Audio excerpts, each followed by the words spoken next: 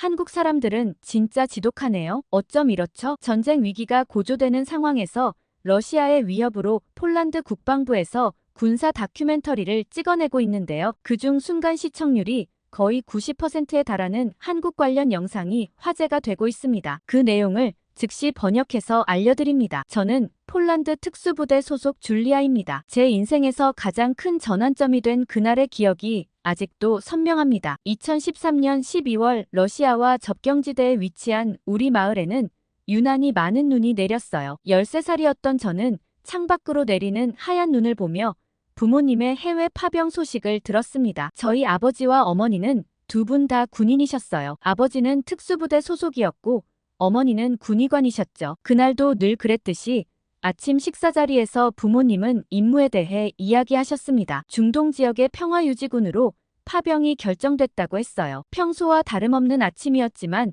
부모님의 표정이 조금 달랐습니다. 특히 어머니는 제게 평소보다 더 많은 이야기를 들려주셨어요. 학교에서 있었던 일 친구들과의 이야기 그리고 앞으로의 꿈에 대해서도 물어보셨죠. 지금 생각해보면 그때 이미 무언가를 직감하셨던 것 같아요. 부모님은 출발하기 전날 밤 제게 특별한 선물을 주셨습니다. 아버지의 첫 임무 때 받은 은색 군번줄과 어머니가 처음 군의관이 되었을 때 받은 배지였어요. 그것은 임무를 마치고 돌아와 제게 군인이 된 이야기를 들려주시겠다는 약속이기도 했습니다. 하지만 그 약속은 지켜지지 못했어요. 부모님이 떠나신 지 정확히 2달 후 그날도 눈이 내렸습니다. 할아버지의 탱크 수리 공장에서 방과 후 시간을 보내고 있을 때였죠. 군복을 입은 장교 2명이 공장을 찾아왔어요. 할아버지의 얼굴이 창백하게 변하는 걸 보았습니다. 그들이 전하는 이야기를 듣는 동안 할아버지의 손이 떨리는 것도 보였어요. 부모님의 순직 소식이었습니다. 평화유지 임무 수행 중 테러리스트들의 공격을 받았다고 했어요. 그날 이후 할아버지는 달라지셨습니다. 평생을 군인으로 살아오셨고 전역 후에도 군용 탱크를 수리하는 일을 하셨지만 더 이상 군대 이야기를 하지 않으셨어요. 공장에 걸려있던 군사 관련 사진들도 모두 내려버렸습니다. 특히 잊을 수 없는 건 장례식 다음날 아침이에요. 할아버지는 부모님의 유품을 정리하시다가 문득 멈추셨습니다. 아버지의 군번줄과 어머니의 배지를 보시더니 오랫동안 말씀이 없으셨어요. 그리고 조용히 중얼거리듯 이제 군인 가족은 끝이라고 하셨습니다. 창밖으로는 여전히 하얀 눈이 내리고 있었어요. 러시아 전투기의 굉음이 마을을 스쳐 지나갔지만 그날만큼은 할아버지도 평소처럼 놀라지 않으셨습니다. 단지 깊은 한숨만 내쉬셨죠. 그렇게 우리 가족의 오랜 군인 전통은 끝이 났어요. 부모님이 남기고 간 은색 군번줄과 배지는 제 서랍 깊숙이 자리 잡았습니다. 할아버지는 더 이상 그것들을 보고 싶어 하지 않으셨어요. 하지만 저는 밤마다 몰래 꺼내보았습니다. 차가운 금속이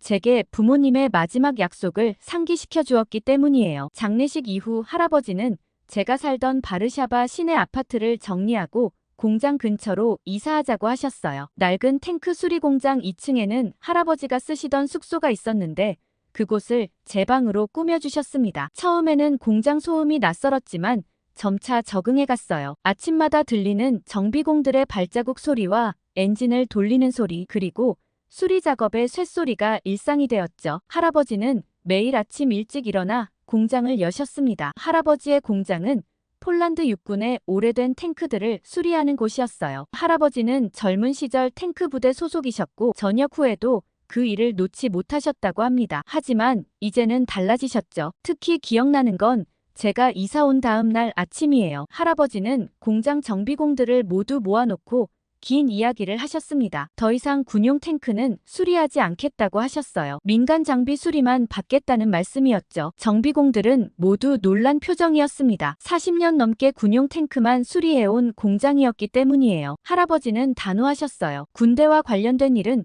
모두 그만두겠다고 하셨습니다. 그날부터 할아버지의 공장은 변해갔어요. 벽에 걸려있던 군용 탱크 도면들이 사라졌고 정비공들이 입던 군복 스타일의 작업복도 일반 작업복으로 바뀌었습니다. 심지어 공장 간판도 새로 달았어요. 할아버지와 함께 살면서 할아버지의 과거도 조금씩 알게 되었습니다. 옛날 정비공이 들려준 이야기였어요. 할아버지는 젊은 시절 최전선에서 탱크 부대를 이끄셨다고 합니다. 하지만 어느 날 부대원들이 모두 전사하는 일이 있었죠. 그 이후로 할아버지는 전선에서 물러나 후방에서 탱크 정비를 담당하셨다고 해요. 전우들을 지키지 못했다는 자책감 때문이었습니다. 이제 와서 보니 부모님의 순직 소식이 그 상처를 다시 건드린 것 같아요. 할아버지는 저를 지키려고 무척 애쓰셨습니다. 학교에 데려다주고 데리러 오시는 건 기본이었고 주말마다 할아버지는 저를 데리고 시내로 나가셨습니다. 영화도 보고 쇼핑도 했어요. 평생 군인으로 살아오신 분이 갑자기 손녀와 데이트를 하는 모습이 어색해 보였지만 할아버지는 최선을 다하셨죠. 그땐 잘 몰랐지만 그게 보통 일이 아니라는 걸 이제서야 깨닫고 있어요. 그리고 할아버지 공장에도 변화가 계속되었어요. 군용 탱크 대신 농기계와 건설 장비를 수리하기 시작했습니다. 수입은 줄었지만 할아버지는 상관하지 않으셨어요. 그저 저를 군대와 멀리 두고 싶어 하셨죠. 하지만 이따금 할아버지의 습관은 변하지 않았습니다. 러시아 전투기가 지나갈 때면 자동으로 고개를 들어 하늘을 보셨어요. 또 밤에 잠결에 전우들의 이름을 부르시기도 했죠. 군인의 습관은 쉽게 사라지지 않나 봅니다. 이건 비단 할아버지만 그런 게 아니었어요. 제 마음속에도 꿈이 하나 생겼거든요. 저는 고등학교 2학년이 되던 해봄부터 할아버지 몰래 육군사관학교를 준비하기 시작했어요. 그때 당시 할아버지는 군의 간곡한 부탁으로 간간히 군용 장비를 수리해 주시기도 하셨어요. 저와 할아버지도 이제 그날의 상처가 완전히 아물기도 했거든요. 그래서 학교가 끝나면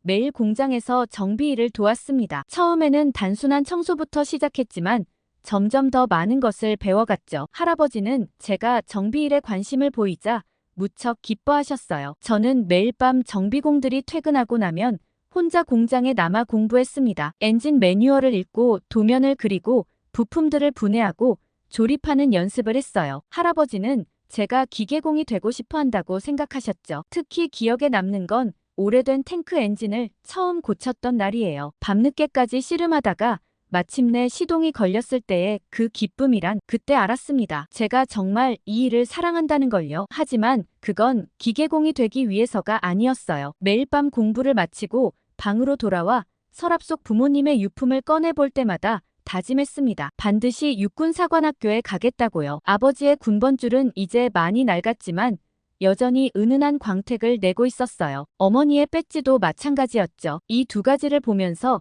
밤마다 열심히 공부할 수 있었던 것 같아요. 그래도 육군사관학교 원서를 쓸 때는 많이 떨렸어요. 할아버지 몰래 담임 선생님의 도움을 받아 서류를 준비했습니다. 체력 시험을 준비할 때는 더 조심스러웠죠. 새벽마다 공장 옥상에서 훈련했어요. 시험 당일에는 학교 견학을 간다고 거짓말을 했습니다. 할아버지를 속이는 게 너무 마음이 아팠지만 이것이 제가 가야 할 길이라고 믿었어요. 부모님도 분명 이해해 주실 거라 생각했죠. 필기 시험은 생각보다 쉬웠어요. 공장에서 배운 기계 지식이 큰 도움이 되었습니다. 체력 시험도 무사히 통과했죠. 하지만 면접이 가장 힘들었어요. 부모님의 순직 사실을 묻는 질문에 눈물을 참느라 많이 힘들었습니다. 그 모든 과정을 거치는 동안 매일 밤 부모님의 유품을 보며 힘을 냈어요. 때로는 부모님과 대화를 하기도 했습니다. 제가 가는 길이 맞는지 물어보곤 했죠. 그럴 때마다 은은하게 빛나는 군번줄과 배지가 답을 주는 것 같았어요. 마침내 합격 통지서를 받던 날 저는 다시 한번 부모님의 유품을 꺼내보았습니다. 이제 제가 그들의 뒤를 이어 새로운 길을 갈 차례였어요. 하지만 가장 큰 산이 남아있었죠. 바로 할아버지께 이 사실을 알리는 일이었습니다. 합격 통지서를 받고 일주일이 지난 어느 저녁이었어요. 할아버지와 늘 그랬듯 저녁 식사를 하고 있었습니다. 그날따라 유난히 러시아 전투기 소리가 크게 들렸죠. 할아버지는 매번 그러셨듯 창문을 닫으셨어요. 그 사이 저는 떨리는 손으로 가방에서 합격 통지서를 꺼냈습니다. 그리곤 할아버지께 대학 입학 통지서라고 건넸어요. 할아버지는 안경을 고쳐 쓰시며 통지서를 보시다가 갑자기 손이 떨리기 시작하셨습니다. 육군사관학교라는 글자를 보는 순간 할아버지의 얼굴이 하얗게 변했어요. 식탁 위의 수저가 바닥에 떨어졌지만 아무도 주우려 하지 않았습니다. 긴 침묵이 이어졌죠. 할아버지는 천천히 자리에서 일어나셨어요. 창가로 걸어가 먼 곳을 바라보시더니 한참을 말씀이 없으셨습니다. 그러다 갑자기 서랍을 여시더니 오래된 사진 한 장을 꺼내셨어요. 그것은 할아버지의 옛 전우들과 찍은 사진이었습니다. 할아버지는 떨리는 목소리로 말씀하셨어요. 이 사진 속 인물들이 모두 전사했다고. 그리고 이제 당신의 아들과 며느리마저 잃었다고요. 저는 조심스럽게 제 생각을 말씀드렸어요. 부모님의 마지막 임무를 완수하고 싶다고. 부모님께서 지키고자 했던 가치를 이어받고 싶다고 했습니다. 하지만 할아버지는 고개를 가로저으셨어요. 할아버지는 더 이상 가족을 잃을 수 없다고 하셨습니다. 군인의 삶이 얼마나 위험한지 너무나 잘 알고 계시다고요. 특히 요즘처럼 러시아의 위협이 거세지는 시기에는 더욱 그렇다고 하셨어요. 저는 부모님의 유품을 꺼내 보여드렸습니다. 아버지의 군번줄과 어머니의 배지를요. 이게 부모님께서 제게 남긴 마지막 약속이라고 말씀드렸어요. 하지만 할아버지는 그것들을 보지도 않으셨습니다. 할아버지는 천천히 계단을 내려가 공장으로 향하셨어요. 저는 뒤따라갔죠. 할아버지는 군용 탱크가 있던 자리에 서시더니 오랫동안 움직이지 않으셨습니다. 공장의 불빛 아래 홀로 서 계신 할아버지의 뒷모습이 너무나 외로워 보였습니다. 하지만 저는 제가 선택한 길을 가보고 싶었어요. 그날 밤은 저도 한참을 뒤척였죠. 다음 날 아침 할아버지는 평소보다 일찍 일어나셨습니다. 아무 말씀도 없이 공장 문을 여셨어요. 저를 바라보지도 않으셨죠. 그날부터 할아버지는 제게 등을 돌리셨습니다. 식사 시간에도 말씀이 없으셨어요. 예전처럼 주말에 외출하자는 말씀도 하지 않으셨죠. 공장에서도 더 이상 정비를 가르쳐주지 않으셨습니다. 마치 제가 없는 사람처럼 대하셨어요. 그렇게 사관학교를 다니는 내내 제가 살갑게 대하려 노력했지만 할아버지께서는 저를 밀어내셨죠. 그렇게 육군사관학교를 졸업하고 저는 특수부대에 지원하고자 다짐했어요. 제 말을 듣고 주변 모두가 반대했습니다. 폴란드 육군 역사상 여성이 특수부대에 지원한 것은 처음이었어요. 하지만 저는 아버지의 뒤를 이어 특수부대원이 되고 싶었죠. 예상대로 첫날부터 훈련은 지옥 같았습니다. 새벽 3시 기상에서 완전 군장 30kg을 메고 40km 행군으로 하루를 시작했어요. 남성 대원 50명 중 유일한 여성인 저를 향한 시선은 차가웠습니다. 특히 힘들었던 건 사격 훈련이었어요. 남성들보다 체구가 작은 제가 큰 반동의 무기를 다루는 건 쉽지 않았습니다. 하루 종일 사격 자세를 교정하고 밤에는 무기를 분해하고 조립하는 훈련을 반복했죠. 그래도 할아버지의 공장에서 배운 기계 지식이 도움이 되었어요. 무기를 다루는 감각이 다른 훈련생들보다 뛰어났습니다. 하지만 아무도 그걸 인정하지 않았죠. 여자라는 이유로 모든 성과가 무시당했어요. 휴식 시간에도 혼자였습니다. 남자들만의 공간에서 저는 늘 외톨이였어요. 식사도 혼자 했고 숙소에서도 어울리지 못했어요. 그래도 참을 수밖에 없었습니다. 그렇게 한 달이 지날 무렵 몸이 한계에 다다랐어요. 매일 밤 근육통에 시달렸고 온몸은 멍투성이었습니다. 하지만 아픔을 내색할 수 없었죠. 조금이라도 약한 모습을 보이면 바로 탈락이었으니까요. 그러던 어느 날 공장의 오래된 정비공에게서 전화가 왔습니다. 할아버지께서 쓰러지셨다는 소식이었어요. 과로와 스트레스로 인한 심장마비였죠. 그 순간 제 세상이 무너지는 것 같았습니다. 하지만 특수부대 훈련 중에는 자리를 비울 수 없었어요. 할아버지께서 위독하다는 소식을 들으면서도 훈련을 계속해야 했습니다. 밤마다 병원에 전화해서 할아버지의 상태를 확인하는 것이 전부였죠. 낮에는 혹독한 훈련을 견디고 밤에는 할아버지 걱정에 잠 못 이루는 나날이 이어졌어요. 체력은 급격히 떨어졌고 실수도 늘어갔습니다. 교관들은 더욱 가혹하게 저를 다그쳤죠. 특히 수영 훈련이 가장 힘들었어요. 추운 바다에서 완전 군장을 메고 8시간 동안 생존 수영을 해야 했습니다. 할아버지 걱정에 지친 몸과 마음으로 그 훈련을 버텨내는 건 너무나 힘들었습니다. 하지만 포기할 수 없었어요. 이 순간 포기하면 제가 선택한 길이 틀렸다고 인정하는 것과 같았습니다. 할아버지께서 반대하셨던 이유가 맞았다고 인정하는 것이기도 했죠. 그래서 버텼어요. 훈련 중반부에 이르러서야 잠깐 외출이 허락됐고 바로 할아버지의 병원으로 달려갔어요. 그날 할아버지의 정확한 진단 결과가 나왔는데 할아버지의 병명은 폐암이었습니다. 의사는 즉시 치료를 시작해야 한다고 했지만 할아버지는 완강히 거부하셨죠. 오랜만에 만난 할아버지는 뼈만 남으신 것 같았습니다. 항상 꼿꼿하게 서 계시던 할아버지의 등이 많이 구부정해져 있었죠. 할아버지는 저를 보시자마자 퇴원하겠다고 하셨어요. 더 이상 병원에 있고 싶지 않다고 하셨습니다. 의사가 아무리 말려도 들으려 하지 않으셨죠. 어차피 곧 죽을 목숨 치료해서 뭐 하냐고 늘 하던 일 하다 가고 싶다고 주장하셨어요. 어찌나 완강하신지 결국 그날로 할아버지는 공장으로 돌아가셨어요. 공장으로 돌아가는 차 안에서 할아버지는 처음으로 긴 이야기를 하셨습니다. 전쟁에서 부대원들을 잃은 이야기와 제 부모님의 이야기, 그리고 이제는 저마저 잃을까 두렵다는 이야기였어요. 할아버지의 말씀을 듣고 저 역시 할아버지를 잃을까 두렵다고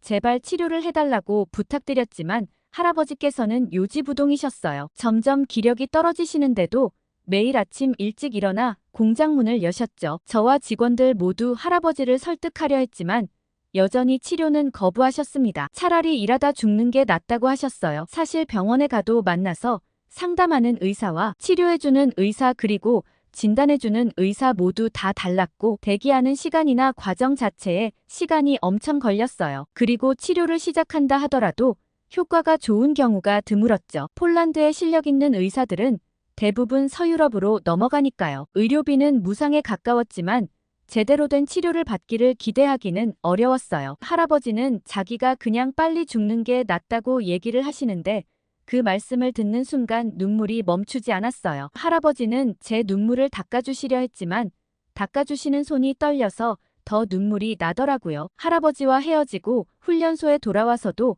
밤마다 울음을 터뜨렸습니다. 그러던 어느 날 훈련소 게시판에 붉은 글씨로 쓰여진 한국 군사교류 프로그램 모집 공고를 보았습니다. 특수부대 훈련생 중 1명을 뽑는다고 했죠. 지원자가 500명이나 된다는 소식에 저는 포기하려 했어요. 아무래도 저는 유일한 여성 훈련생인데다 최하위 성적이었기 때문이죠. 애초에 지원 조건을 자세히 읽어보지도 않았는데 점심시간 동료들이 하는 소리에 귀를 기울일 수밖에 없었어요. 교류 프로그램 훈련생은 한국 부대 소속이 될 수 있어서 한국에서 자유롭게 생활할 수 있다는 거예요. 알아봤더니 그 기간 동안 한국 의료 시스템을 이용할 수도 있었습니다. 저는 이 말에 눈이 번뜩 띄었어요. 할아버지가 한국에서 치료를 받을 수 있는 마지막 기회라고 생각했어요. 물론 선발 과정은 혹독했습니다. 체력 평가에서는 남성 훈련생들과 동일한 기준으로 평가받았어요. 무기 분해 조립 시험에서는 시간 제한이 있었죠. 하지만 할아버지의 공장에서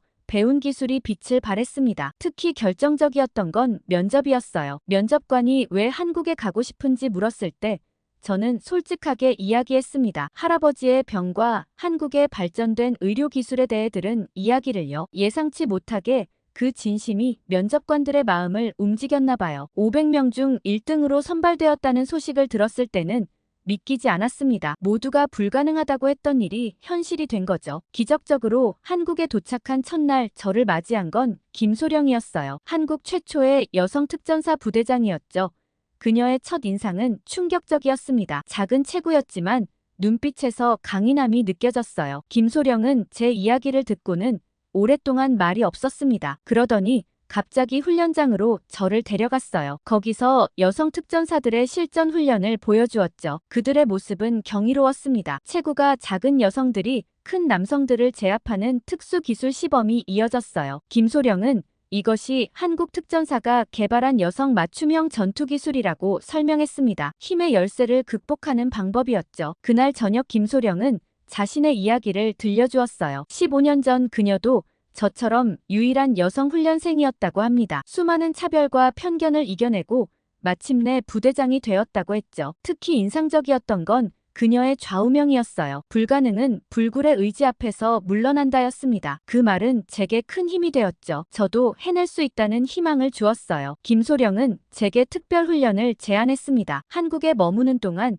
여성 특전사들과 함께 훈련하자고 했어요. 물론 흔쾌히 수락했죠. 이것이 제 인생을 바꾸는 전환점이 될 거라는 걸 직감했습니다. 훈련은 새벽부터 시작되었어요. 기존에 배웠던 것과는 완전히 다른 기술들이었습니다. 체중과 근력의 차이를 극복하는 방법, 약점을 강점으로 바꾸는 전술, 모든 것이 새로웠죠. 새로운 희망이 생겼어요. 이제는 제가 가야 할 길이 보였습니다. 폴란드로 돌아가 이 기술들을 전수하고 더 많은 여성들에게 기회를 줄 수 있을 것 같았죠. 그리고 마침내 제가 기대하던 국군 수도병원을 견학하게 되었어요. 국군 수도병원이니 아무래도 폴란드와 비슷하겠거니 생각하긴 했어요. 그래도 한국 의사들은 폴란드보단 빨리 치료해주기도 하고 기술도 좋다고 하니 마음속에 기대를 품었죠. 하지만 그곳에서 본 광경은 충격적이었습니다. 병원 로비에 들어서는 순간 이곳이 군병원이 맞나 싶었어요. 마치 미래에서 본 듯한 첨단 의료 장비들이 즐비했습니다. 특히 암센터는 믿기지 않을 정도로 현대적이었죠. 안내를 맡은 군의관에게 암에 대해 물어보자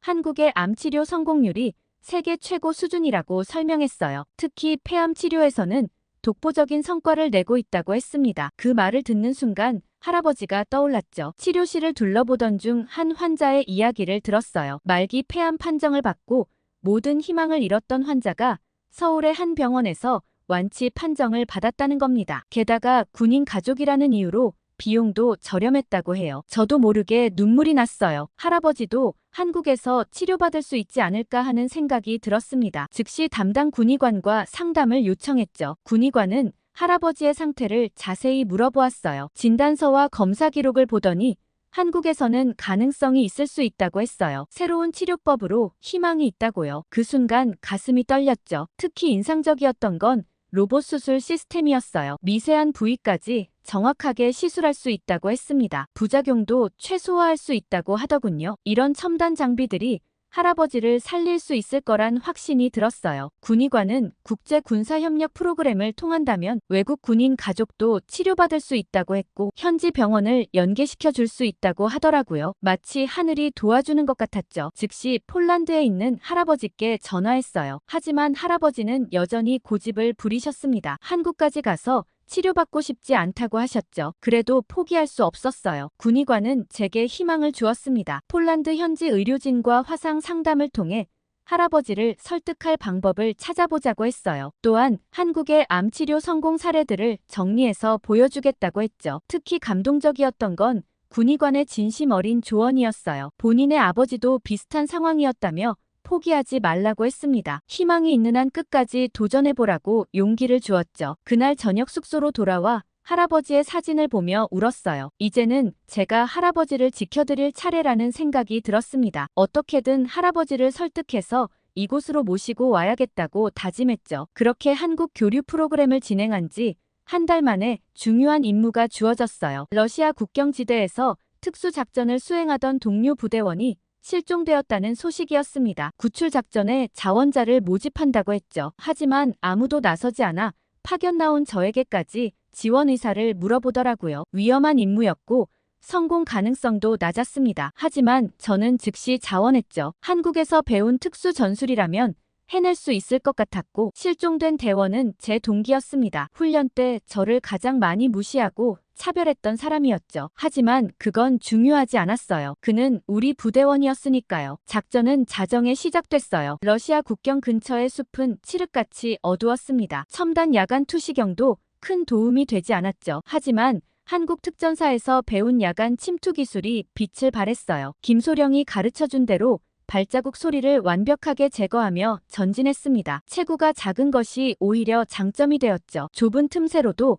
자유롭게 이동할 수 있었어요. 2시간의 은밀한 침투 끝에 목표 지점에 도착했어요. 동기는 깊은 계곡에 추락해 있었습니다. 다리에 심각한 부상을 입은 상태였죠. 하지만 더 큰 문제는 따로 있었어요. 적군의 정찰대가 근처를 순찰하고 있었습니다. 게다가 날이 밝아오기 시작했죠. 시간이 얼마 남지 않았어요. 보통의 구출 작전이라면 포기해야 할 상황이었습니다. 하지만 저는 한국에서 배운 특별한 기술을 시도했어요. 김소령이 가르쳐준 그림자 이동법이었습니다. 적의 시야각을 정확히 계산해 사각지대로만 움직이는 기술이었죠. 마치 춤을 추듯 부드럽게 움직이며 동기에게 접근했어요. 그는 저를 보고 놀란 표정을 지었습니다. 여성 대원이 홀로 구출하러 올 거라고는 상상도 못했나 봐요. 저는 동기의 상태를 확인하고는 수신호로 이제 나가자고 얘기했어요. 하지만 문제가 있었습니다. 동기는 제 체중의 2배가 넘었고 운반지점까지는 꽤 이동해야 했어요. 하지만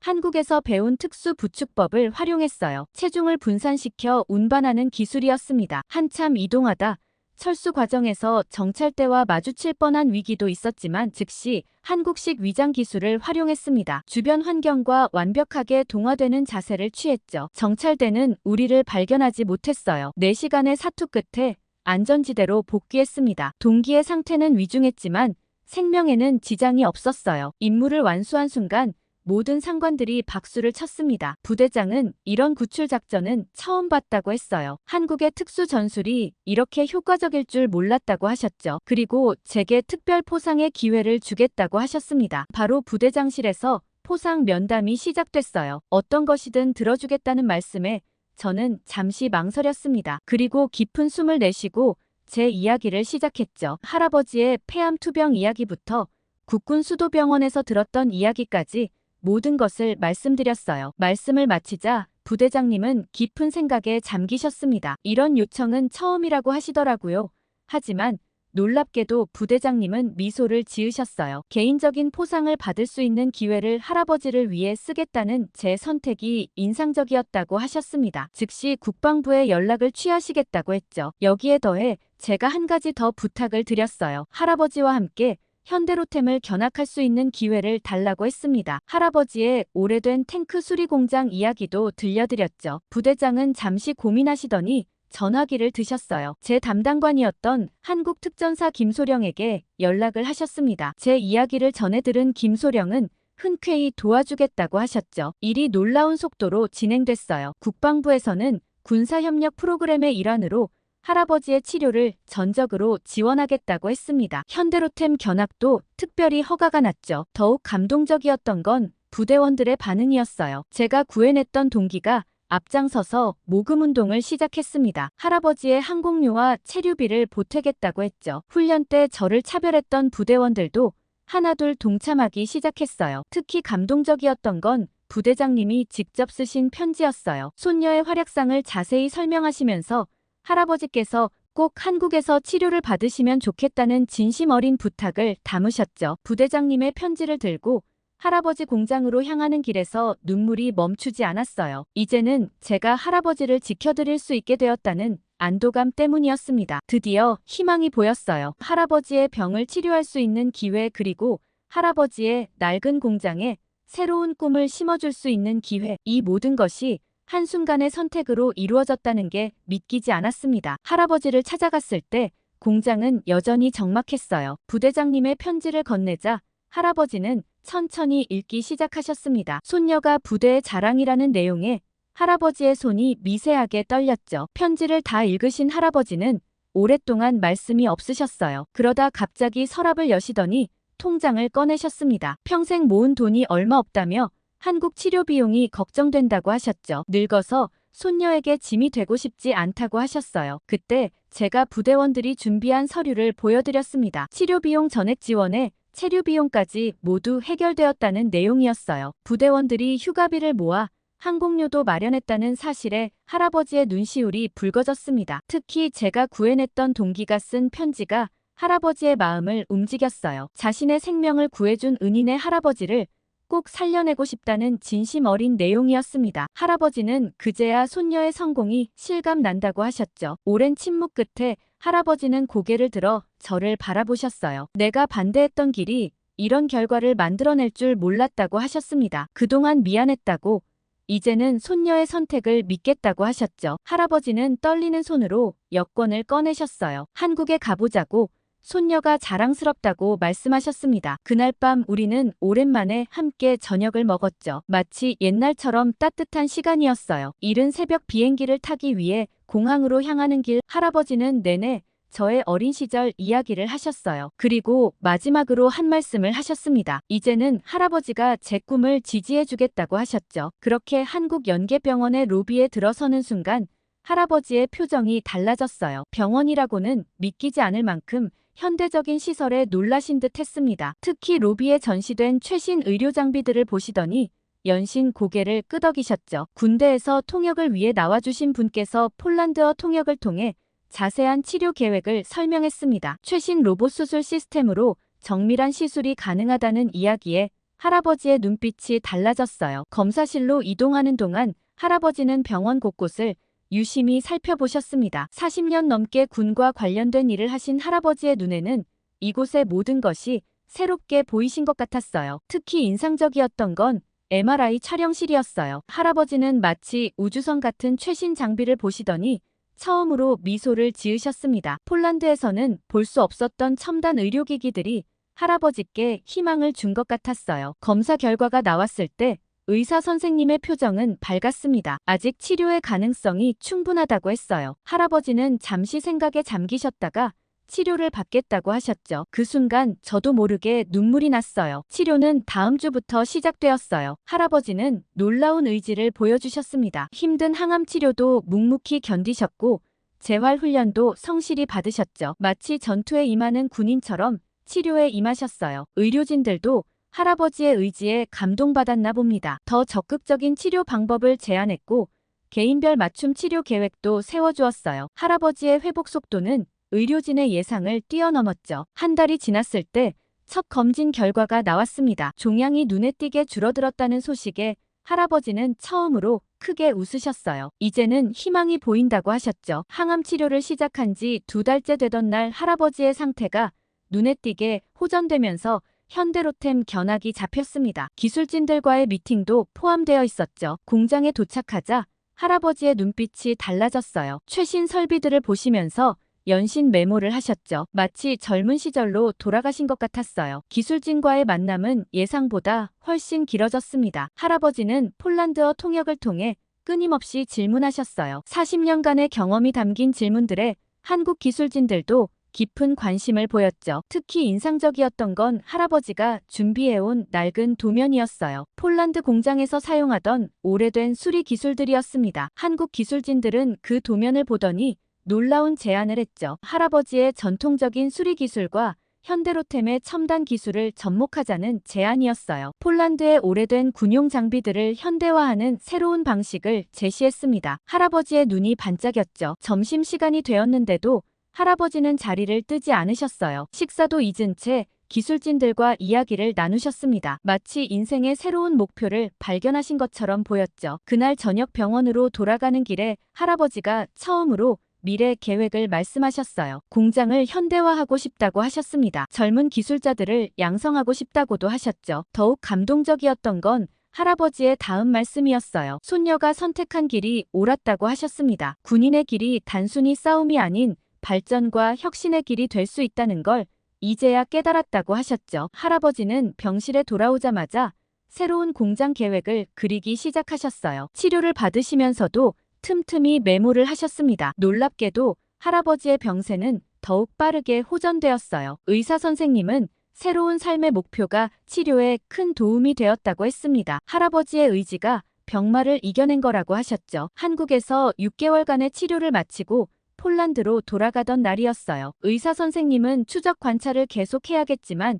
이 정도라면 놀라운 호전 속도라고 하셨어요. 폴란드에서도 지금까지 하던 대로만 하면 된다고 하셨죠. 폴란드로 돌아온 후 할아버지의 공장은 완전히 달라졌어요. 현대로템의 기술 지원으로 최신 설비가 들어섰습니다. 하지만 가장 큰 변화는 따로 있었죠. 할아버지는 공장의 일부를 교육장으로 개조하셨어요. 저처럼 어린 나이에 부모를 잃은 아이들에게 새로운 꿈을 주고 싶다고 하셨죠. 어느 날 저녁 할아버지와 함께 부모님의 묘소를 찾았어요. 할아버지는 처음으로 군복을 입고 오셨습니다. 오랫동안 숨겨두었던 훈장도 달고 오셨죠. 할아버지는 묘비 앞에서 오랫동안 말씀하셨어요. 손녀가 해낸 일들, 새로 시작한 일들, 그리고 앞으로의 꿈까지 마치 전우에게 보고하듯 이야기하셨습니다. 이제 우리 가족에게 군인의 길은 더 이상 아픔이 아닌 자부심이 되었어요. 할아버지는 매일 아침 공장에서 아이들을 가르치시고 저는 특수부대에서 임무를 수행합니다. 부모님이 떠나신 날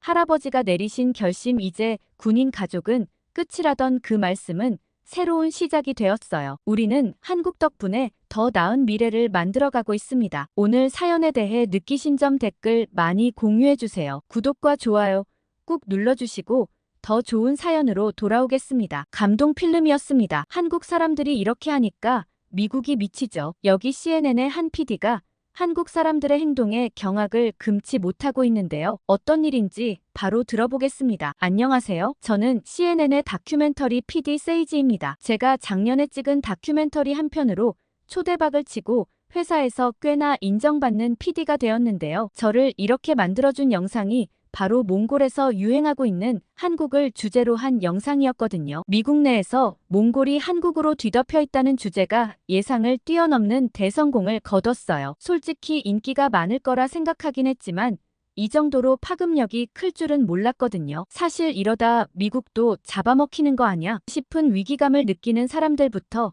한국 문화는 미국뿐 아니라 몽골에서도 인기가 많구나 싶은 사람들도 많았죠. 그때 시청자 게시판이나 SNS에 정말 화제가 많이 되었고, 몽골 여행은 물론 한국 여행을 가고자 하는 사람들도 굉장히 많았어요. 그 프로젝트가 성공적으로 끝나고 나서 팀장님께서는 한국 관련해서 하나 더 제작해보는 게 어떻겠냐고 했고, 이번엔 직접 한국에 가면 좋겠다는 생각을 했어요. 너무 인기 있는 관광지보다는 의미 있는 한국의 진짜 모습을 담고 싶다는 생각을 하며 새로운 프로젝트 구상에 들어갔죠. 며칠 후 기획안을 작성하고 회의실에서 의견을 제시하게 되었습니다. 솔직히 이럴 땐 정말 떨리거든요. 내가 좋다고 생각한 걸 동료들도 좋다고 생각해야 성공적인 거니까요. 긴장된 마음으로 발표를 시작했고, 발표가 끝나자 갑자기 분위기가 썰렁했어요. 모두들 아무 말도 없었죠. 내가 방향을 잘못 잡은 걸까 생각하고 있는데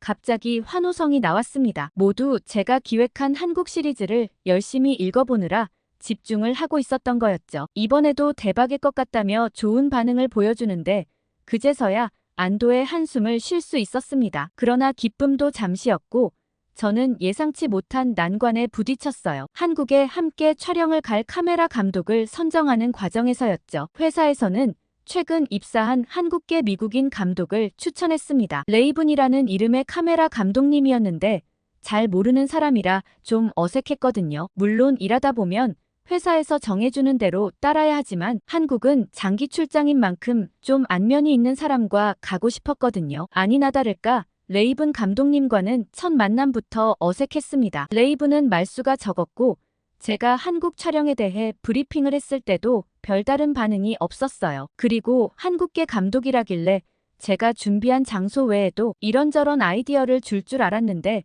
아무 말도 하지 않더라고요. 회의 내내 그의 무표정한 얼굴을 보며 친해지기 진짜 어렵겠다는 생각이 들었죠. 이런 사람과는 정말 같이 일하기 힘들지 않나요? 속으로 망했다고 생각하며 문을 나가려는데 급하게 나가려다 보니 발이 꼬였고 그대로 몸이 앞으로 기울었어요. 그런데 레이븐이 저를 잡아 일으켜주는 덕분에 하나도 다치지 않을 수 있었죠. 운동신경이 엄청 좋다고 생각하고 있는데 정신을 차려보니 몸이 너무 밀착해 있더라고요. 당황해서는 고맙다고 얘기하고는 후다닥 자리로 돌아왔어요. 자리로 돌아와서는 한국 촬영을 위한 세부 일정을 계획하고 있었습니다. 한참 일하고 있는데 중요한 서류 하나가 없어졌더라고요. 드라이브에 저장도 되어 있지 않아 온갖 파일을 다 뒤졌는데도 찾을 수가 없었죠. 그런데 정말 의아한 일이 한 가지 생겼습니다. 갑자기 레이븐이 제 자리로 와 종이 한 장을 갖다 주고는 자기 자리로 돌아갔어요. 그건 제가 잃어버린 서류더라고요. 마냥 무뚝뚝하고 어려운 사람인 줄 알았는데 사소하게 챙겨주는 모습을 보며 생각보다는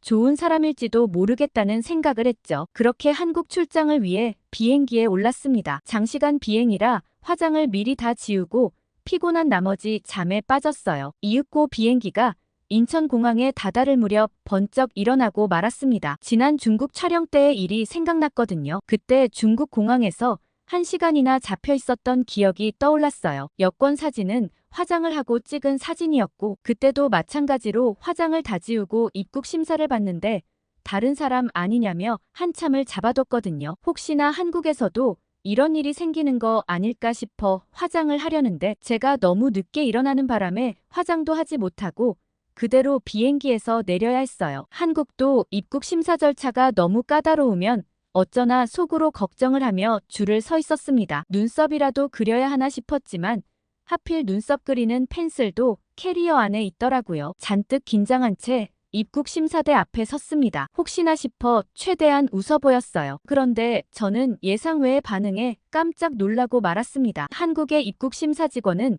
별다른 질문도 없이 즐거운 일정 되길 바란다며 신속히 제게 여권을 다시 주더라고요. 이렇게 간단히 입국이 가능하다니 중국과는 차원이 다르다고 생각했어요. 중국은 무슨 보안을 그렇게 철저히 하는지 비자 발급부터 입국 심사도 까다로웠어요. 그리고 입국하고 나서도 보안 절차를 몇 번이나 거쳤거든요. 그런데 한국에서는 별다른 절차 없이 금세 공항에서 나올 수 있었어요. 시작부터 기분이 너무 좋더라고요. 그렇게 캐리어를 찾으러 가는 길에 저는 또 한 번 놀랐습니다. 레이븐이 먼저 나왔는지 제 캐리어를 들고 기다리고 있더라고요. 저는 레이븐의 작은 배려에 또 한 번 마음이 따뜻해졌죠. 저희는 택시를 타고 명동의 호텔로 이동하기로 했고, 택시를 타자마자 기사님께서 영어로 질문하는 모습에 깜짝 놀랐어요. 관광객이 많이 오는지 영어를 유창하게 잘 하시더라고요. 기사님은 외국인 손님을 봤는데 당연히 기본적인 영어는 해야 하지 않겠냐며 웃으셨고, 덕분에 편하게 호텔로 이동할 수 있었습니다. 택시 밖으로 보이는 한국의 모습은 매우 인상적이었어요. 높은 빌딩들 뒤로 우뚝 솟은 산들이 그림처럼 자리하고 있었거든요. 저는 레이븐에게 한국엔 자주 와보셨겠네요? 라고 물었고, 레이븐은 한 번밖에 못 와봤다고 했어요. 저는 아예 부모님부터 정착한 재미교포인가 보다 싶더라고요. 그렇게 호텔에 도착해 체크인을 마치고 다음날 아침 일찍 따로 만나기로 했어요. 서울에 도착한 다음날 우리의 첫 촬영지는 북한산이었습니다. 아침 일찍 호텔을 나서 산 입구에 도착했을 때 이미 많은 등산객들로 붐비고 있었어요. 그런데 저는 제 눈앞의 풍경을 믿을 수가 없었어요. 젊은이부터 어르신들까지 다양한 연령대의 사람들이 산을 오르고 있었죠. 도심 한가운데 이렇게 큰 산이 있다는 것도 놀라웠지만, 이렇게 많은 사람들이 등산을 즐긴다는 사실이 더욱 놀라웠어요. 레이븐과 저는 등산로를 따라 천천히 올라가기 시작했습니다. 처음에는 가벼운 마음으로 시작했지만 얼마 지나지 않아 숨이 가빠지기 시작했어요. 그런데 우리 주변의 한국인들은 마치 산책하듯 가볍게 올라가고 있었죠. 특히 70대로 보이는 할머니 한 분이 우리를 추월해가는 모습을 보고 놀라지 않을 수 없었습니다. 레이븐은 중간중간 쉬어가며 주변 풍경을 카메라에 담았어요. 도심의 빌딩 숲과 울창한 산림이 어우러진 풍경은 정말 인상적이더라고요. 그리고 저희는 산을 오르면서 한국인들의 등산 문화를 직접 체험할 수 있었습니다. 그런데 정말 한국 사람들은 좀 이상한 점이 있더라고요. 서로 모르는 사이임에도 불구하고 등산객들은 서로 인사를 나누고 간식을 나눠 먹기도 했어요. 그런데 갑자기 나타난 두 한국인 때문에 저는 정말 경악하고 말았어요. 어떤 중년 부부가 저희에게 검정 봉지를 불쑥 내미는 거예요. 저는 고개를 갸우뚱할 수밖에 없었어요. 쓰레기를 대신 버려달라는 건가 싶은 생각이 들었고, 제가 받지 않고 있자 마구 웃으시며 계속 제게 검정 봉지를 주더라고요. 저는 얼떨결에 받아들었고 좀 황당한 기분이 들었어요. 이걸 어쩌라는 거지 싶었죠. 그러자 아주머니께서 열어보라는 듯한 제스처를 취하셨고, 봉지 안을 봤더니 역시 쓰레기가 있더라고요. 은박지 뭉치인 것 같았어요. 기분이 나빠지려고 하더라고요. 그런데 레이븐이 제게서 그 봉지를 낚아챘어요. 저분들께 화를 내려나 보다 생각하고 있는데 레이븐은 그 은박지를 꺼내어 열어보는 게 아니겠어요? 그런데 저는 순식간에 얼굴이 붉어지고 말았어요. 그 봉지 안에는 직접 만든 김밥이 있었거든요. 저희가 별다른 준비물도 없이 촬영 장비만 들고 등산을 하는 모습이 안쓰러워 보였는지 먹을 걸 나눠주신 거였어요. 저는 그분들의 따뜻한 마음도 모르고 쓰레기인 줄 알았다니 부끄러워지더라고요. 저는 너무 감사하다고 말씀드렸고 바로 김밥을 하나 입에 넣었습니다. 그러곤 깜짝 놀랐죠. 이분은 김밥 장사를 하시는 게 아닐까 싶을 정도로 너무 맛있더라고요. 미국에서 냉동김밥만 먹어봤는데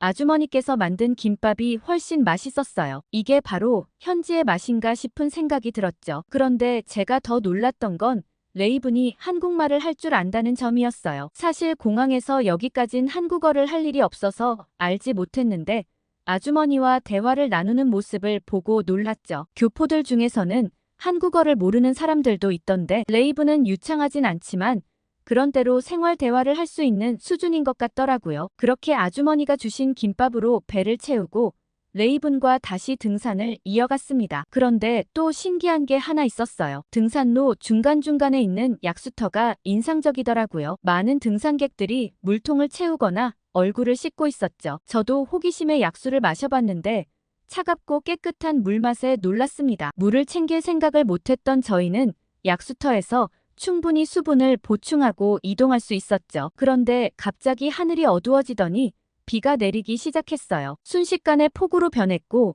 우리는 당황했죠. 그때 레이븐이 재빨리 장비를 방수 가방에 넣고 근처의 바위 아래로 저를 이끌었어요. 그의 빠른 대처 덕분에 장비들은 무사할 수 있었습니다. 바위 아래에서 비를 피하고 있는 동안 주변의 한국인 등산객들의 모습이 눈에 들어왔어요. 그들은 미리 준비해온 우비를 입고 태연하게 산행을 계속하고 있었죠. 몇몇은 우리에게 우산을 빌려주겠다고 제안하기도 했습니다. 그들의 친절함과 준비성에 다시 한번 감탄했어요. 비가 그치기를 기다리는 동안 저는 옆에 있던 노부부와 이야기를 나누게 되었습니다. 레이븐이 통역을 해주었죠. 노부부는 매주 이렇게 북한산에 온다고 했어요. 산에 오면 건강해지는 기분도 좋고 맑은 공기가 좋다고 하셨죠. 저는 이렇게 화려한 도시인 서울에서 마음만 먹으면 언제든지 갈 수 있는 산이 있다는 점이 정말 좋다고 생각했어요. 30분쯤 지나자 비가 그쳤고 우리는 다시 산행을 시작했어요. 비에 젖은 바위와 나무들이 햇빛에 반짝이는 모습은 그야말로 장관이었습니다. 레이븐은 이 아름다운 순간을 놓치지 않고 카메라에 담았죠. 정상에 도착했을 때 그 느낌은 정말 특별했어요. 서울 전체가 한눈에 들어오는 전망은 숨막힐 정도로 아름다웠습니다. 고층 빌딩들과 한강 그리고 그 사이에 펼쳐진 녹지대가 어우러진 모습이 인상적이었어요. 레이븐과 저는 말없이 그 광경을 감상했습니다. 너무 아름다웠죠. 그렇게 산을 내려가는데 저는 한국 사람들의 이상한 발걸음을 포착했습니다. 하나같이 다 같은 장소로 이동하는 듯한 느낌이 들었거든요. 저도 그분들을 따라가 보자고 레이븐에게 제안했고 도착한 장소는 실로 놀라웠어요. 거긴 음식점이더라고요. 파전과 막걸리를 파는 곳이었는데 막걸리가 술이라 좀 고민이 되었어요. 아직 촬영이 끝나지 않았거든요. 그런데 이때 아니면 또 언제 먹어보겠냐 싶었고 촬영을 핑계로 막걸리를 맛만 보자며 시켜봤어요. 아니 근데 막걸리는 술치고 좀 이상하더라고요. 우유 같은 느낌이 드는 거예요. 이런 술은 한 번도 본 적이 없어 살짝 거부감이 들었지만 주변 한국 사람들이 너무 아무렇지 않게 마시길래 저도 한 모금 마셔봤어요. 그런데 두 눈이 번쩍 떠지더라고요. 새콤달콤한 막걸리가 인상적이었어요. 게다가 바삭한 파전의 조화는 정말 좋더라고요. 순간 촬영을 잊고 막걸리 한 병을 다 마시고 싶은 충동이 들었어요. 그치만 가까스로 저를 절제하며 딱 두 잔만 마셨어요. 제가 아쉬워하는 모습을 보이자 레이븐은 여유가 있으니 더 마시라고 해주었지만 프로다운 모습을 보여주고 싶어 절제할 수밖에 없었죠. 하지만 막걸리 두 잔으로 충분했어요. 등산 후의 피로가 순식간에 날아가는 것 같았거든요. 그렇게 등반을 마치고 저희는 다음 장소로 취재를 떠났습니다. 거긴 미국 사람들이 한번 갔다 하면 절대 잊을 수 없는 장소인 목욕탕이었죠. 목욕탕이야말로 한국 문화의 독특한 면모를 체험할 수 있는 곳이라는 생각이 들었습니다. 그런데 탈의실에 들어서자마자 문화 충격을 받았어요. 사람들이 아무렇지도 않게 옷을 벗고 있는 거예요. 잠시 망설이다 용기를 내어 옷을 벗고 수건 하나만 둘렀습니다. 불편한 마음을 감추고 목욕탕으로 향했어요. 목욕탕에 들어서자 더운 김이 얼굴을 덮쳤습니다. 여기저기 샤워기에서 물소리가 들리고 사람들은 서로의 등을 밀어주고 있었어요. 이런 광경은 처음이라 어색함을 감출 수 없었죠. 아무래도 저만 외국인이라 저를 쳐다보는 시선도 느껴졌어요. 자연스럽게 행동하려고 했고 한국 사람들을 관찰하며 최대한 따라하려고 했습니다. 그렇게 한국 사람들처럼 자연스럽게 샤워를 마치고 욕조에 몸을 담갔습니다. 그런데 발을 담그는 순간 깜짝 놀랐어요. 물이 너무 뜨겁더라고요. 그런데 거기서 태연하게 턱 아래까지 몸을 담그는 사람들을 보며 놀라웠어요. 저는 한참을 발만 담그고 구석에 앉아 있었죠. 그것만으로도 뜨거운 물이 피로를 풀어주는 느낌이 들었어요. 그런데 갑자기 누군가가 다가와 말을 걸었습니다. 놀라서 고개를 들어보니 중년의 아주머니였습니다. 저는 한국어를 몰라 무슨 말인지 알 수가 없었죠. 웃으며 제게 뭔가 제안하시는 것 같았고 호기심에 아주머니를 따라 가봤습니다. 그곳엔 여러 개의 매트가 놓인 테이블이 보였어요. 마사지를 받는 공간인 것 같았죠. 아주머니는 가격을 알려주셨고 저는 등산도 했겠다 좋다며 마사지를 신청했고 아주머니의 안내로 한 테이블에 엎드렸습니다. 발가벗고 마사지를 받는 게 좀 어색했지만 한국의 문화련이 생각했어요. 그런데 그 순간부터 잊지 못할 경험이 시작되었습니다. 아주머니가 따뜻한 물을 끼얹더니 거친 수건으로 온몸을 문지르기 시작했어요. 저는 깜짝 놀라 몸을 벌떡 일으키려 했어요. 그런데 저 말고도 다 그렇게 하고 있는 모습을 보고 좀 참아보자고 생각했고 점점 참을만 하더라고요. 그런데 각질이 벗겨지는 모습을 보며 신기함과 동시에 약간의 당혹감이 밀려왔죠. 이게 다 내 몸에서 나온 거라고 싶더라고요. 다 끝나고 일어나 보니 피부가 벌겋게 붉어져 있었지만 놀랍도록 부드러워졌어요. 마치 새 사람이 된 것 같은 기분이었죠. 그렇게 목욕을 마무리하고 머리를 말리려는데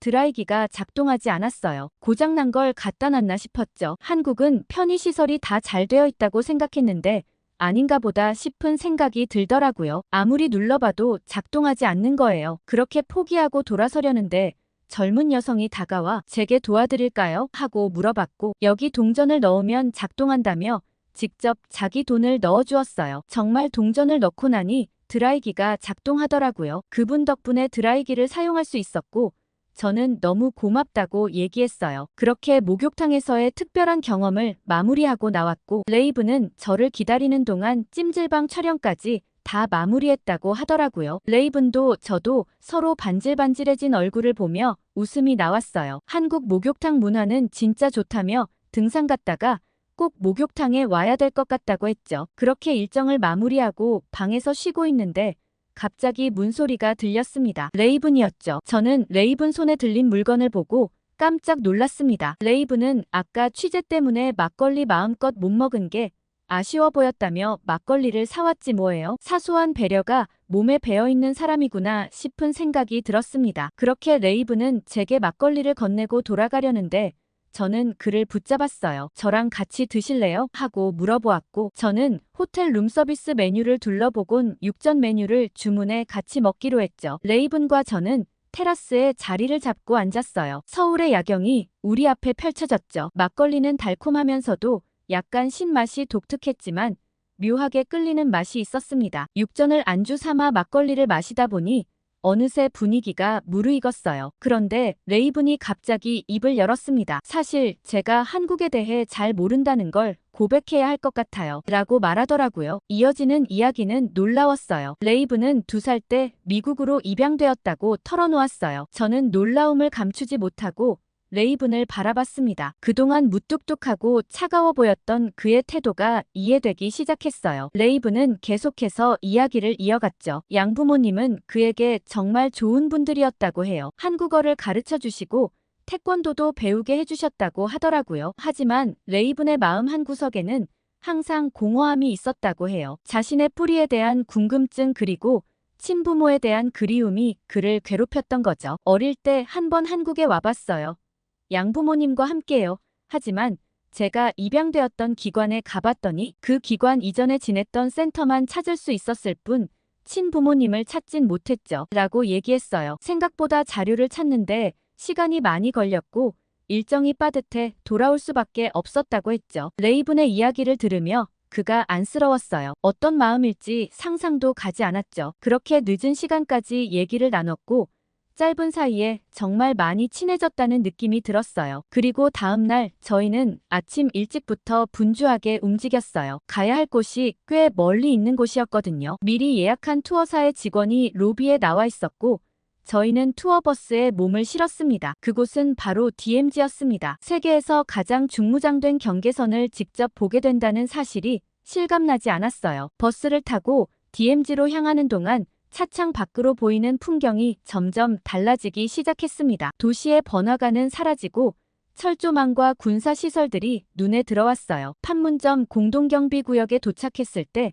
긴장감이 최고조에 달했습니다. 남북 군인들이 서로를 마주보고 서 있는 모습은 마치 영화의 한 장면 같았어요. 레이븐은 카메라를 들고 이 역사적인 순간을 담기 시작했습니다. 그의 손이 미세하게 떨리는 걸 볼 수 있었죠. 갑자기 북한 측 건물에서 망원경으로 우리를 주시하는 북한 군인을 발견했어요. 순간 숨이 멎는 듯 했습니다. 북한에서는 오물풍선도 보내고 한국에서는 대북 확성기로 방송도 한다던데 두 나라가 전쟁 중이라는 게 다시 한번 실감났어요. 그렇게 저희는 JSA 탐방을 마치고 제3땅굴로 향했습니다. 가이드는 이 땅굴이 북한에 의해 파진 것이며 서울 침공을 목적으로 했다고 설명했습니다. 땅굴 입구에 서자 습한 공기가 훅 끼쳐왔어요. 좁고 어두운 통로를 보니 갑자기 불안감이 밀려왔습니다. 땅굴 안으로 들어서자마자 숨이 가빠지기 시작했어요. 땅굴 깊숙이 들어갈수록 벽이 점점 좁아지는 것 같았고 천장이 내려앉는 듯한 착각이 들었습니다. 순간 심장이 빠르게 뛰기 시작했고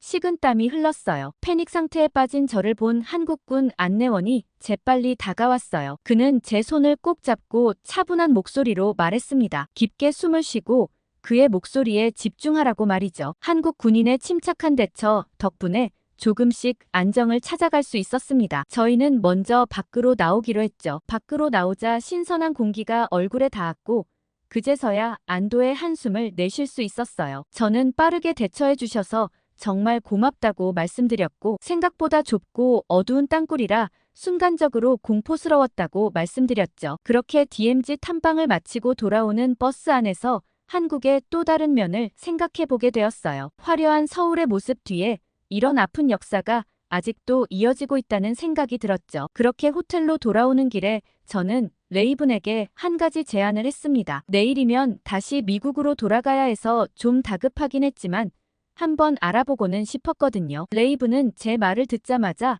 말도 안 된다며 펄쩍 뛰었어요. 저는 다음날 아침 레이븐의 부모님을 한 번 더 찾아보면 어떻겠냐고 했거든요. 레이븐은 지난 방문 때도 못 찾았고 시간 낭비가 될 거라며 그냥 돌아가자고 했고 그건 다음에 자기가 한 번 더 한국에 와서 찾아보면 된다고 했죠. 저는 어차피 내일 밤 비행기 전까지는 시간도 있고 이번에 단서를 조금이라도 찾아두면 다음 방문 때 더 수월할지도 모르는 거 아니냐고 했어요. 레이븐은 서울 관광으로 하루를 보내도 될 텐데 자기 때문에 시간을 쓰는 게 미안하다고 했지만 저는 관광보단 이게 더 의미 있는 일인 것 같다고 얘기했고 내일 아침 일찍 그때 마지막 단서를 찾은 센터로 가보자고 했어요. 레이븐은 제게 너무 고맙다고 했죠. 그렇게 다음날 아침 일찍 우리는 레이븐의 친부모를 찾기 위해 아동복지센터를 방문했습니다. 레이븐은 오는 내내 초조해 보였어요. 그러면서 당연히 못 찾을 것 같다며 그냥 한번 가본다고 얘기했지만 그 말 속에 혹시나 하는 기대가 있는 것 같은 느낌이었죠. 그런데 아니나 다를까 센터에서는 너무 오래되어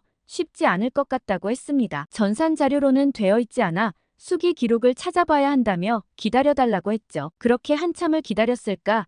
레이븐이 이제 그냥 돌아가자고 하려는 찰나에 직원이 갑자기 달려왔어요. 친모의 연락처가 있다고 했죠. 레이븐의 얼굴에서 복잡한 감정이 스쳐 지나갔어요. 기쁨과 두려움 그리고 기대와 불안이 뒤섞인 표정이었죠. 센터 직원이 전화를 걸었고 긴장된 침묵이 이어졌습니다. 그리고 마침내 레이븐의 친모가 전화를 받았어요. 친모는 레이븐을 만나고 싶다고 했습니다. 인천의 한 동네에 살고 있다고 했죠. 하지만 우리의 비행기는 오늘 밤이었어요. 시간이 너무 촉박했습니다. 잠깐이지만 그럼에도 불구하고 만나고 싶다고 했고 우리는 서둘러 인천으로 향했어요. 캐리어는 호텔 측에 부탁해 바로 공항으로 보내달라고 했죠. 약속 장소에 도착하자 어떤 중년 여성이 서 있었어요. 레이븐과 그녀의 눈이 마주쳤고 시간이 멈춘 듯 했습니다. 둘 다 말을 잃은 채 서로를 바라보았죠. 그리고 레이븐과 그 여성은 천천히 거리를 좁혀갔어요. 여성의 눈에는 눈물이 가득 고였고 눈물은 그녀의 뺨을 타고 흘러내렸습니다. 비행기를 타기 위해 이동하려면 1시간 남짓 남았고 레이븐의 어머니는 미안하다는 말만 연신 반복했어요. 레이븐은 막상 아무런 말도 하지 못하더라고요. 레이븐의 어머니는 당시 너무 어린 나이에 레이븐을 가졌고 폭력적인 남편을 피해 도망친 후 혼자서 레이븐을 키우는 게 너무 벅찼다고 했어요. 그렇게 한 달만 맡기고자 했던 게 1년이 되었고 차라리 본인이 키우는 것보다 더 좋은 환경에서 사는 게 낫지 않을까 생각했다고 하더라고요. 그렇지만 그렇게 보내놓고 항상 레이븐을 그리워했다고 말했습니다. 레이븐은 묵묵히 듣고 있었어요. 시간이 다 되어 우리가 떠나야 할 때 레이븐의 친모는 작은 봉투를 그에게 건넸습니다. 언젠가 레이븐을 만나면 줘야겠다며 몇십 년을 품고 다녔다고 하셨죠. 레이븐은 떨리는 손으로 편지를 받아들고는 마지막 인사를 나누고 헤어졌습니다. 우리는 그 길로 곧장 서둘러 공항으로 향했습니다. 체크인 카운터가 막 문을 닫으려는 찰나에 도착했어요. 숨을 헐떡이며 비행기에 올랐고 좌석에 앉자마자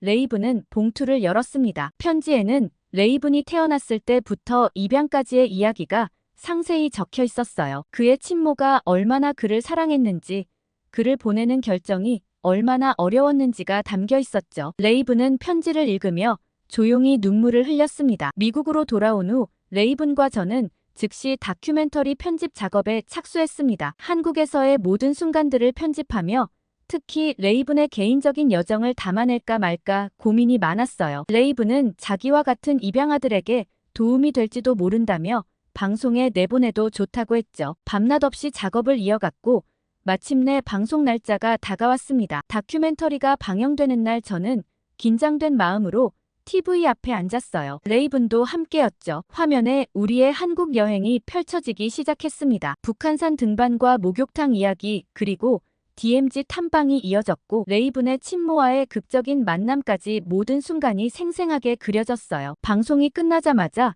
제 휴대폰이 쉴 새 없이 울리기 시작했습니다. 동료들과 친구들 그리고 심지어 모르는 번호에서도 연락이 왔어요. 모두가 다큐멘터리에 감동받았다는 내용이었죠. 소셜미디어에서도 폭발적인 반응이었습니다. 한국에 대한 관심과 레이븐의 이야기에 대한 공감의 목소리가 넘쳐났어요. 다큐멘터리의 시청률이 예상을 훨씬 뛰어넘었다고 했고 한 주가 지났는데도 이번 다큐멘터리는 여전히 화제의 중심이었습니다. 특히 레이븐의 이야기는 짧게 보도되긴 했지만 많은 사람들이 감동받았다고 했어요. 입양인들의 정체성 문제와 뿌리찾기에 대한 사회적 관심도 높아졌죠. 저희는 후속 프로젝트로 한국의 지방 도시들 중 특히 역사적인 도시들을 중심으로 탐방해보자고 계획하고는 2달 뒤 한국으로 떠날 예정입니다. 어느 도시를 방문하면 좋을지 많은 의견 부탁드려요. 오늘 세이지 씨의 사연 어떻게 들으셨나요? 한국에서 제대로 된 경험을 한 것과 더불어